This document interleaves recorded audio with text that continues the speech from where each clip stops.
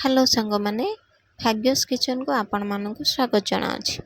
आज आम बनैबा गाजर का हलवा जहाँ बहुत ही टेस्ट लगे। तो ये आवश्यकता सामग्री हूँ गाजर हाफ किलो, गुजराती गुंड किछि, आमर किसमिश टिके नहीं, गोटे कप चीनी, हाफ कप गुआ घी नहीं एवं गोटे पूरा कप आमर नहीं मो फुटा क्षीर।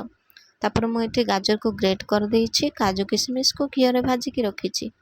तापर मुझे कड़ाई रे घी पकई गाजर को किछि समय मुझे भाजी 15 मिनट भाजिला पर मु गाजर रे क्षीर पकईली।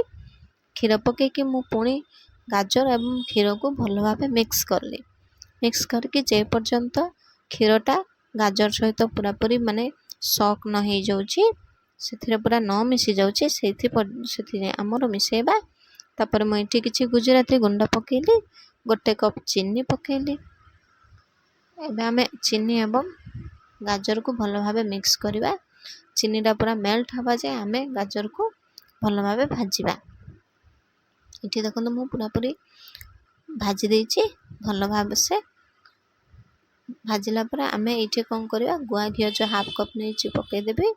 गुआ घीटा पकईला पर आमर जो मु काजू किसमिश भाजिकी रखी घी रे सेटा भी मुझे पकई दूची।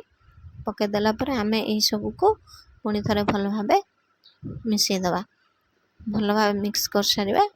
मिक्स कर सारा पर सांग माने ये आमर रेडी हो जाइए पूरा पूरी यम्मी गाजर का हलवा, जहाँ खाऊ खाऊ आमर पूरा पार्टी मिल जाव। आपण मैंने भी थे ट्राए कर देखु। गार्निशिंग मुझे रखी काजू किसमिश सेटा को सजे देछि। Thank you.